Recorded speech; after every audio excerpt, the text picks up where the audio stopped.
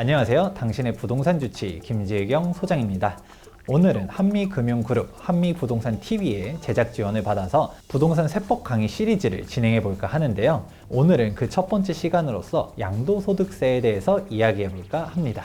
양도소득세는 정말 중요하다라는 이야기 많이 들어보셨을 겁니다. 그런데 구체적으로 어떻게 돼야 되는지 좀 헷갈려 하시는 분들이 많은데, 오늘은 그 기초부터 꼭 알아야 하는 사항까지도 하나하나 차근차근 이야기해 보도록 하겠습니다. 우선 양도소득세의 정의를 한번 짚고 넘어가 봐야 될 것 같은데요. 국세청 자료입니다. 뭐라고 나와 있냐면, 개인이 토지, 건물 등 부동산이나 주식 등과 같은 파생상품의 양도 또는 분양권과 같은 부동산에 대한 권리를 양도함으로써 발생되는 이득을 과세 대상으로 부과하는 세금, 이런 식으로 나와 있습니다. 중요 포인트는 양도고요, 소득이고요, 그리고 토지, 건축물, 주식, 이런 식의 목적물들이 있습니다. 우리가 양도소득세라고는 이야기를 쉽게 하지만 이게 양도소득세가 부과 대상이냐 아니냐부터도 한번 짚고 넘어가야 되는데요. 자, 그럼 구체적으로 뭐라고 써 있냐는 거는 소득세법을 보시면 나와 있는데, 양도다, 그리고 목적물들, 주식, 주택, 농지, 입주권, 분양권, 이런 식으로 써 있는데요. 이 부분들이 중요합니다. 자세한 사항은 우리가 시행령을 직접 보기보다는 간단하게 정리되어 있는 부분들로 한번 이야기해 볼까 하는데요. 양도소득세라고 하면 열거주의다, 이 표현을 좀 아셔야 돼요. 열거주의라고 하면 반대말은 포괄주의라고 할 수 있는데, 이 열거라는 내용 자체가 우리가 의미가 뭔가요? 말 그대로 열거해 놓는다, 나열해 놓는다, 이렇게 돼 있잖아요. 양도소득세는 모든 소득에 대해서 세금을 다 걷는 게 아니에요. 나열되어 있었던 해당 목적물에 대해서만 양도 차익이 발생됐을 때 세금을 걷는 것이죠. 주택이 있었고요, 농지 있었고, 토지 있었고, 주식도 있었고, 입주권도 있었고 그랬잖아요. 그게 나열되어 있는 애들만 세금을 걷는다는 것이죠. 그럼 보시게 되면 부동산 익숙하죠. 부동산에 대한 양도 차익이 있으면 당연히 양도소득세를 걷습니다. 그리고 주식도 세금을 걷습니다. 주식 세금 안 내던데 라고 하는 거는 여러분들이 대주주가 아니어서 그래요. 대주주는 양도 차익에 대해서 세금을 걷는데, 최근에 논란이 있었었죠. 이 대주주에 대한 요건들을 낮춰가지고 일반 개개인들도 주식에 대한 소득세를 걷도록 하겠다라고 하니까 막 난리 나서 유예하고 유보하고 아니면 완화하고 원상태로 돌리겠다, 이런 이슈들이 많았었던 게, 주식에 대한 부분들도 원칙적으로는 원래 걷는 거다, 근데 우리가 대상이 아니었었을 뿐이다, 이런 식으로 볼 수 있을 것 같고요. 나머지는 확실하게 우리가 걷지 않는 겁니다. 우리가 금을 샀어요. 1,000만 원을 샀는데 2,000만 원을 팔아요. 우리가 양도소득세 내나요? 안 내거든요. 왜냐? 금은 해당 양도 열거 대상에서 빠져있기 때문인 거고요. 같은 의미로 화폐도 우리가 세금을 내지 않습니다. 10,000원을 사서 10,000원을 12,000원에 팔고 이럴 수 없잖아요. 대표적인 우리 화폐에 대한 투자가 외화죠. 우리가 달러를 1,000만 원에 샀는데 1,200만 원을 팔았다. 이 200만 원에 대해서 양도소득 금액을 내지 않는다라는 부분도 역시 우리가 포함이 되어 있지 않아서 그런 거고요. 그리고 마지막으로 중고상품 같은 경우도 마찬가지입니다. 우리가 보통 중고상품들은 매수한 금액에서 매도하는 금액이 훨씬 더 싸게 거래를 하잖아요. 그래서 보통 신경 안 쓰지만, 간혹 우리가 한정판이었다, 아니면 20년, 30년 지나가다 보니까 해당 물품이 엄청난 희소성을 가지게 돼가지고 오히려 비싸게 파는 경우들도 있죠. 근데 이 경우도 세금을 과세하지 않는다. 왜냐? 우리 열거주의인데 열거가 되어 있지 않은 목적물이기 때문이다. 이렇게 양도소득세의 큰 틀에서 이해하시면 좋을 것 같습니다. 이렇게 이해하고 다시 보게 되면 이 국세청의 양도소득세의 정의가 보이게 되는 건데요. 개인이 토지와 건물 등 부동산이나 주식 등과 같은 파생상품, 그리고 분양권과 같은 부동산에 대한 권리를 양도함으로써 나오는 이득이 있으면 과세 대상이다 라는 게, 이런 열거주의에 나와 있는 상품들을 양도를 하고, 그리고 또 첫 번째 포인트, 개인이잖아요. 법인은 법인세로 가죠. 개인이 우리가 열거되어 있는 상품에 대해 양도 차익이 발생되는 게 양도소득세를 걷는다 라는 것입니다. 당연하겠지만 이득이 있어야겠죠. 양도 차손이 생겼다라고 하면 세금을 안 걷잖아요. 이게 기본적인 양도소득세의 정의입니다. 이득이 있어야지 된다라고 했었잖아요. 양도 차손이 생겼을 때는 세금 안 걷는 건 당연해요. 그런데 이게 가치가 있긴 있는데, 이거를 무상으로 줬느냐 유상으로 줬느냐도 한번 구분이 필요한데요. 유상양도, 무상양도. 무상양도의 대표적인 게 바로 무엇일까요? 증여죠, 증여. 무상으로 양도했다, 즉 증여를 했다라고 하면 우리는 대가를 받은 게 없잖아요. 그렇기 때문에 양도소득세를 과세하지 않습니다. 그냥 정말 모르는 제3자한테 공짜로 증여를 하진 않잖아요. 보통 이런 증여행위는 특수관계자 간에 많이 나타나게 되는데요. 예를 한번 들어볼게요. 아버지가 아들에게 10억짜리 아파트를 넘겨줬어요. 그러면 아들이 이거 10억짜리 아파트는 받았죠. 소유권 이전이 됐던 겁니다. 그런데 이 소유권 이전이 어떤 식으로 넘어갔냐에 따라서 세금이 달라지는 겁니다. 매매 거래를 했어요. 보통 우리가 특수관계자 간의 거래는 인정을 잘 안 해주지만 진짜 내가 돈을 줬다, 그리고 증명도 명확하게 할 수 있다라고 하면 특수관계자 간의 매매도 인정이 되긴 합니다.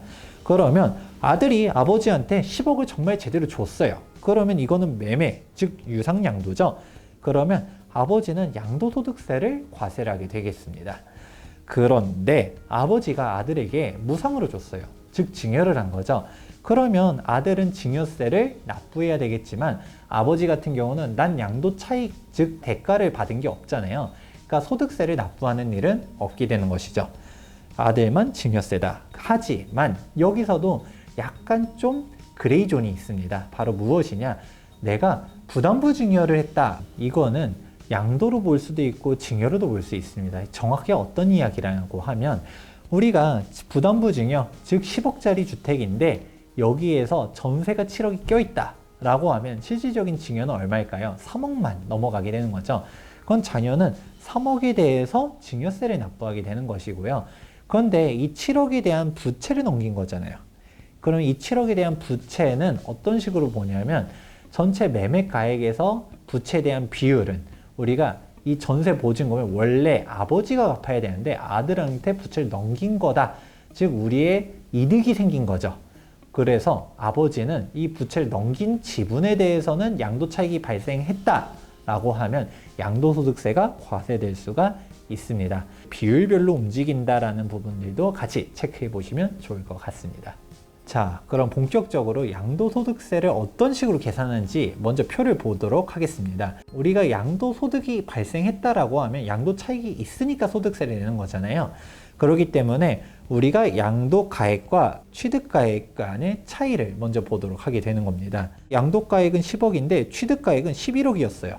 그럼 우리는 양도 손실이니까 세금을 낼 게 없겠죠.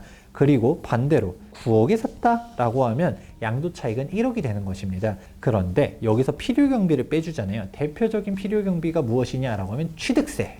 취득세를 3천만 원 냈다라고 하면 3천만 원을 비용으로 인정하게 되는 거고요. 그리고 바로 공인중개사 중개 수수료도 있습니다. 내가 매수할 때 500만 원을 냈다, 매도할 때도 500만 원 냈다라고 하면 비용이 또 1000만 원이 인정이 되는 것이고요. 그리고 보통 인테리어도 비용 인정되는 거 아니에요? 라고들 묻지만 대부분의 인테리어들은 보통 인정이 안 돼요. 우리가 뭐 도배라든지 장판이라든지 인정은 안 되고 자본적 지출이라고 해서 샤시라든지 보일라든지 그렇게 변환이 안 되는 상품들만 인정이 되는데, 근데 이런 부분들 같은 경우는 엄격하게 따지기 때문에 사실 우리가 인테리어 비용으로 뭐 3천만 원을 지출한다 했더라도 다 인정받기는 어렵다, 이 정도로만 넘어가면 좋을 것 같습니다. 자, 그렇게 되면 양도 차익이 본격적으로 나오게 되죠. 그런데 여기서 양도 차익이 발생됐을 때 내가 1세대 1주택자다 라고 하면 100% 비과세, 정확하게는 9억까지가 100% 비과세고요. 9억 초과분에 대해서는 세금을 내야 되는데 장기보유 특별공제가 적용되게 됩니다. 이렇게 양도 차익이 발생되게 되면 장기보유 특별공제 대상이냐 아니냐에 따라서 한 번 더 차감을 해주게 되고요. 양도소득 금액에서 양도소득 기본공제를 해줍니다. 바로 얼마? 250만 원을 해주는 것이죠. 이거는 한 해에 한 번밖에 안 해주고요. 인별로 해주다 보니까 내가 공동명의다, 부부 공동명의였다라고 하면 250, 250 해서 500만 원 해주는 것입니다. 그렇게 해서 나온 게 드디어 과세표준이 나온 것이고요. 여기서 세율을 곱하는 게 산출세액이 나오게 되는 거고 지방세 10%가 더 붙게 되거든요. 그렇게 해서 나오는 게 총 양도소득 금액이다 라고 정리가 되게 되는 것입니다. 자, 그러면 우리가 구체적으로 양도 차익에 대한 부분들은 얘기했었는데 그러면 이 세율 적용은 어떤 식으로 가는가, 이 부분을 좀 알 필요가 있는데요. 부동산이라 하더라도 상품이 어떤 거냐에 따라서 세율이 다릅니다. 구분을 할 거는 주택 외 부동산과 주택과 조합원 입주권 이런 식으로 두 가지로 나눠서 볼 건데요. 아파트라든지 빌라라든지 단독주택이라든지 다 주택이잖아요. 주택이 아닌 부동산이라고 하면 대표적으로 상가와 토지가 있겠죠. 이 상가와 토지 같은 경우는 세율 계산이 좀 달라요. 바로 무엇이냐? 일단 단기 양도세율부터 한번 구분해 보도록 하겠습니다. 원래는 주택 외가 세금이 좀 더 셌었어요. 주택 같은 경우는 1년 미만은 단기 양도세율이 40%고요. 1년이 넘어가면 일반 세율을 해주게 되었는데, 주택 외 부동산이라고 하면 상가나 토지를 매수했다라고 하면 1년 미만이면 50%, 2년 미만이면 40%, 2년이 넘어가야 일반 세율이 적용받게 됩니다. 그런데 주택이 그러면 훨씬 더 일반 세율 적용받기가 좋네요. 원래는 그랬었는데 현 정권 들어와서는 다주택자에 대한 규제들을 어마어마하게 하고 있거든요. 근데 그 부분 중 대표적인 게 주택에 대한 세금들을 엄청나게 늘려놨습니다. 일단 단기 양도세율을 높여버렸는데 2021년도 6월 1일부터는 1년 미만이면 70%, 2년 미만이면 60%로 바꿔버렸기 때문에 이제 앞으로는 2년 미만이면 거의 징벌적 과세죠. 단기로 주택을 양도하면 안 되겠다, 이런 생각들을 드시게 될 거고요.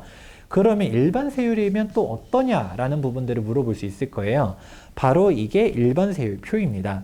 우리가 양도 차익이 발생했다라고 하면 이건 누진 과세거든요. 1200만 원 이하일 땐 6%부터 해서 8800이면 24%, 5억 이하면 40%, 그리고 2021년도부터 새롭게 신설되는 표가 있죠. 기존에는 5억 초과면 42%였다가 10억 초과 45%가 새롭게 신설됐습니다. 이렇게 양도 차익 금액에 따라서 세율이 다르다, 이 정도는 일단 기본적으로 알고 가셔야 되고요. 상가와 토지다라고 하면 그냥 일반 세율에서 끝나요. 근데 제가 앞서서도 뭐라고 했었나요? 주택이라고 하면 양도소득 금액에 대한 부분들에 대해서 과세가 어마어마하게 강해졌다는 얘기 했었는데, 그 중 하나가 바로 조정 대상 지역이냐 아니냐에 따라서 세금이 달라집니다. 내가 다주택자라고 가정을 해볼게요. 그러면 내가 주택을 어떤 주택을 파느냐에 따라서 세금이 달라집니다. 지방에 있는 주택을 팔아요. 비조정 대상 지역이에요 라고 하면 그냥 3주택자고 4주택자고 하던 간에 그냥 일반 세율로 매매를 할 수 있는데, 근데 내가 조정 대상 지역 내 주택을 팔려고 했었을 때 2주택자다 그럼 플러스 10%, 3주택자다 그럼 플러스 20%의 중과세율이 붙게 됩니다. 근데 이조차도 2021년도 5월 달까지고요. 2021년 6월이 되게 되면 10%씩 늘어나서 20%, 30%의 세율로 붙게 되는 것이죠. 그러니까 내가 극단적으로 양도 차익이 10억이 넘어간다라고 가정을 해볼게요. 그럼 최고 세율 몇 퍼센트죠? 45%인데 여기에 30%까지 가산이 붙게 되면 75%의 양도소득세가 되는 거고요. 여기에 지방세 10%가 더 붙는 거죠. 그러면 7.5%가 더 붙게 되면 82.5%라는 어마어마한 최고 세율로 움직이게 되는 거거든요. 사실상 내가 다주택자다라고 하면 아무리 양도 차익이 많다 하더라도 세금 내고 나면 남는 게 없다, 이런 식으로 볼 수가 있는 것입니다. 그렇기 때문에 우리가 조정 대상 지역이냐 아니냐에 대한 부분들도 잘 체크해 보시고요. 이 부분은 좀 핵심적으로 알아두면 좋은 게, 다주택자다라고 하면 무조건 세금이 내는 게 아니라 다주택자라 하더라도 조정 대상 지역 내 주택을 처분하면입니다. 그렇기 때문에 내가 2주택자인데 하나는 비조정 대상 지역이에요. 그럼 비조정 대상 지역 자체를 일반 세율로 먼저 팔고 조정 대상 지역을 팔면 되겠다, 이런 식으로 우리가 세금 플랜도 짜볼 수가 있겠죠. 지금까지 양도소득세에 대한 기본적인 내용을 이야기했는데, 그럼 우리가 본격적으로 머리를 좀 써야 되는, 정확하게는 암기를 해야 되는 부분이 들어왔습니다. 비과세, 이 부분에 대해서 이야기를 할 건데요. 우리가 1세대 1주택 비과세다 많이 들어봤을 텐데, 해당 1세대 1주택 비과세는 소득세법 시행령 154조에 정의가 되어 있습니다. 글이 많죠? 헷갈리는데 제가 중요한 부분들은 포인트를 칠해놨습니다. 1세대가 양도일 현재 국내 1주택을 보유한 상태로서 보유기간이 2년이다. 그런데 우리 뭐라 했나요? 취득 당시의 조정 대상 지역 같은 경우는 거주 기간이 2년 이상일 것이라고 써 있죠. 이거를 깔끔하게 정리하게 되면 바로 이겁니다. 기본적으로 1세대 1주택 비과세라고 하면 2년 보유를 하면 비과세인 것이죠. 그런데 방금 전에 뭐라고 했었죠? 취득 당시에 조정 대상 지역이었다 라고 하면 2년 거주 요건도 추가가 됩니다. 언제 샀는지가 정확하게 중요한 것이죠. 2년 거주 요건이 정확하게 생긴 시점은 언제부터였냐? 2017년도 파리 부동산 대책이 나오면서 시작이 됐었거든요. 내가 서울에 집을 샀는데 2017년도 6월 달에 샀다라고 하면 2년 보유만 해도 비과세인데 2017년도 9월 달에 샀다라고 하면 파리 대책 이후로 샀잖아요. 그러면 2년 거주도 해야 된다. 이런 식으로 생각해 보면 좋을 것 같습니다. 그런데 2018년도에 내가 집을 샀다 하지만 취득 당시에는 내가 있었던 지역은 조정 대상 지역이 아니었었어요.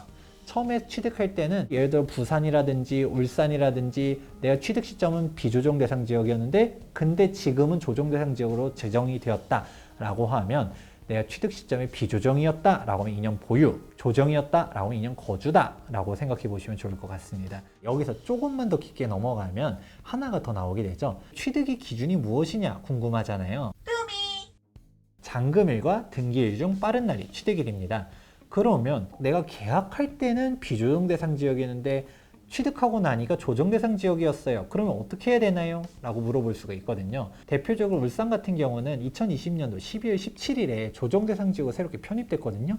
내가 그 전에 계약을 했는데 이후에 잔금 칠 때는 보니까 조정 대상 지역인 거야. 무조건 2년 거주인가? 이 부분이 종정 규정을 준용해 주기는 합니다. 하지만 무조건 다 해주진 않아요. 계약 시점에 무주택자만 해줍니다. 그러니까 내가 계약했었을 시점에 종전에 비조정 대상 지역 때 계약은 했다 하더라도 그때 내가 1주택자였어.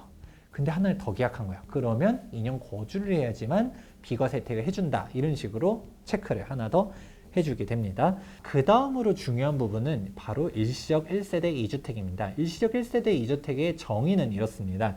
1년 텀은 있어야 되고요. 그리고 내가 종후주택의 취득으로부터 3년 이내에 종전주택을 매도하면 일시적 1세대 2주택으로서 2주택이지만 1세대 1주택 비과세 혜택을 주겠다라고 합니다. 자, 그러면 뭐예요? 1년 텀이고 종후주택이고 이런 내용은 우리가 상식적으로 생각해보면 딱 해결이 됩니다. 1주택이 있었는데 또 다른 주택을 샀어요. 그런데 원래 원칙적으로는 1주택이어야지만 비과세 혜택을 주거든요. 그럼 내가 A주택을 가지고 있었던 사람이 A주택을 잔금 쳐서 매도한 다음에 B주택의 매수 잔금을 취득해야 되는데 너무 딱딱 맞춰서 움직이기 쉽지 않다 보니까 내가 B를 먼저 사도 일시적 2주택을 인정을 해주겠다. 그러니까 언제 안에 종전주택을 매도해라 라는 게 기본적인 개념이고요. 이 1년 텀이라는 부분 같은 경우는 내가 A주택을 샀는데 불과 2달 만에 B주택을 또 샀어요. 나 일시적 2주택자야 라고 할 수 있을까요? 너는 그냥 투기꾼이야 라는 것이거든요. 그렇기 때문에 최소한 이런 일시적 2주택의 혜택을 주려면 1년 텀은 있어야 된다. 이 부분이 아주 중요한 포인트 중 하나입니다. 제가 3년이라고 말씀드렸는데요. 이 말을 듣고 보면 3년? 지금은 1년인데 라고 하시는 분들도 있을 수가 있어요. 네, 그 말이 맞는데요. 일단 원칙은 3년입니다. 근데 이 원칙이 있다라고 하면 예외도 존재하겠죠. 이게 언제 시점에 취득했냐에 따라서 또 다릅니다.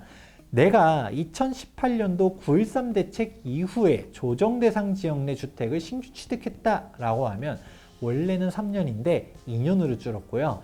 그리고 2019년도 12.16 대책 이후로 취득했다라고 하면 이 2년이 1년으로 또 줄고 1년으로 단순히 종전주택 매도로 끝나는 게 아니라 1년 내에 종후주택에 전입도 해야 합니다. 야, 이렇게 되면 너무 까다롭죠? 그런데 이게 모든 주택이 다 18년도 9.13 대책, 19년도 12.16 대책 이렇게 가는 게 아닙니다. 이게 역시 조정 대상 지역이어야 되는 거고요. 그리고 여기서 가장 핵심적인 포인트는 A주택, B주택 둘 다 조정 대상 지역일 때입니다. 종전주택은 비조정 대상 지역인데 서울, 즉 조정 대상 지역 내 주택을 산다라고 쳐볼게요. 그러면 둘 다 조정 대상 지역이 아니죠. 그러면 나는 일시적 1세대 2주택은 언제 샀던 간에 당장 오늘 샀다 하더라도 3년이다. 이런 식으로 기억해 보면 좋을 것 같고요.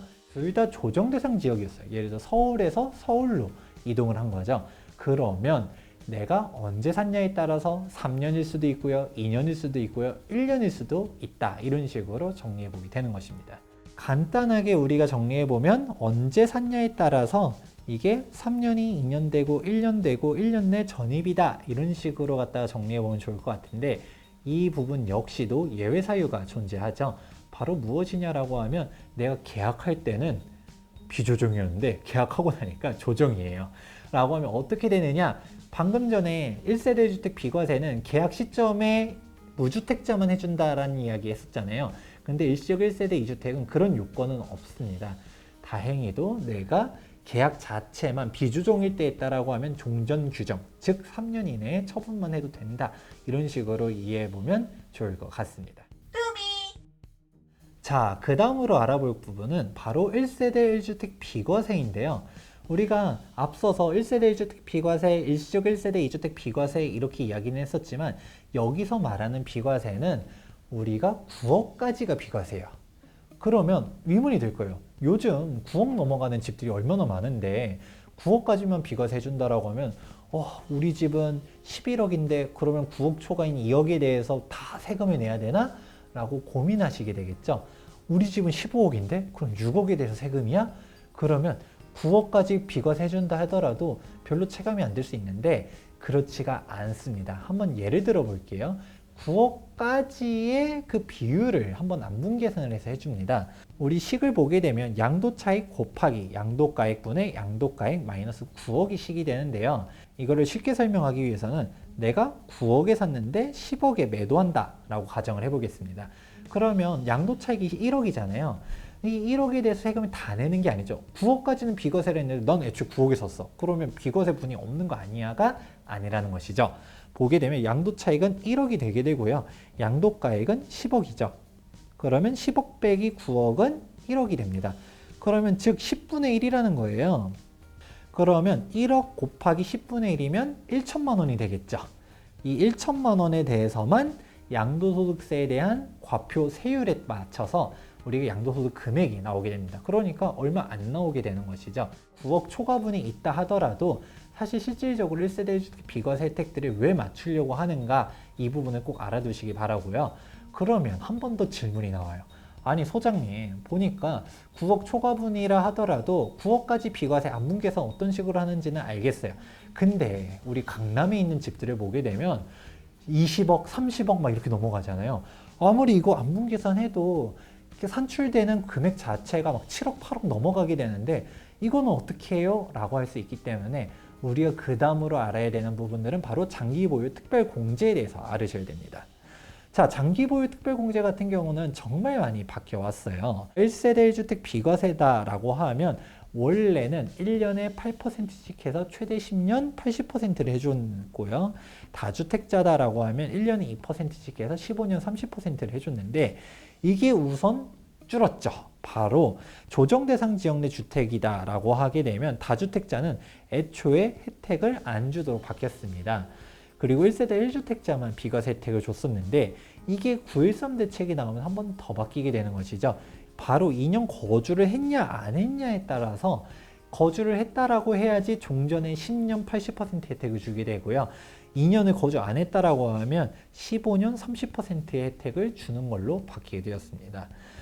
여기서 한 번 더 바뀐 게 2019년도 12.16 대책인데요. 일단 기본적으로 2년 거주를 해야 됐다라는 거는 기본적으로 깔고 있습니다.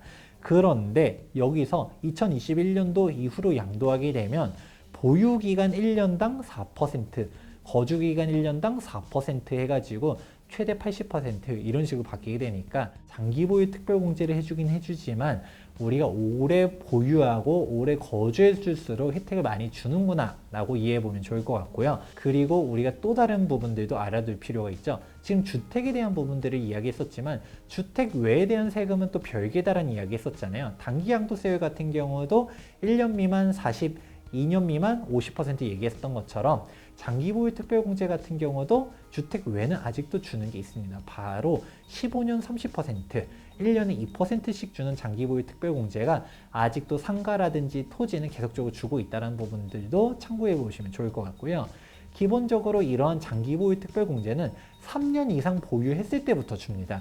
아무리 상가를 가지고 있다 하더라도 2년만 보유한 상태에서 일반과세로 팔았다 라고 하면 장기보유 특별공제는 없지만 3년 차부터 가지고 있다가 매도를 했다라고 하면 장기보유 특별공제는 1년에 2%씩 해서 6%다 라는 부분들도 체크해 보시면 좋을 것 같네요.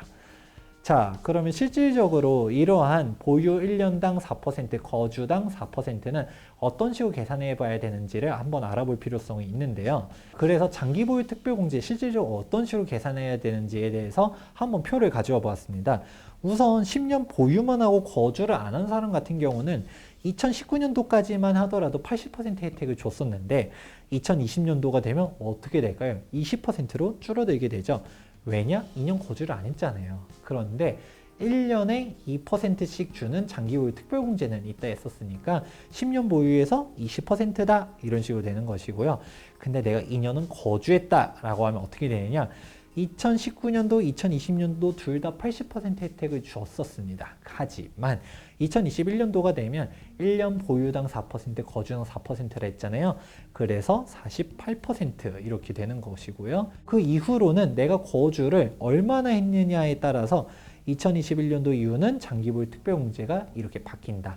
그래서 내가 최대 혜택을 다 보고 싶으면 10년 보유 거주를 다 해야지 80% 혜택을 주는 거고, 그렇기 때문에 강남 사람들 같은 경우도 양도 차익이 10억, 15억 넘어가고 매매 금액이 30억이 넘어간다 하더라도 이렇게 장기 보유 특별공제를 다 혜택들을 받아가게 되면 양도소득세가 엄청나게 줄어든다는 부분들도 확인해 보시면 좋을 것 같습니다.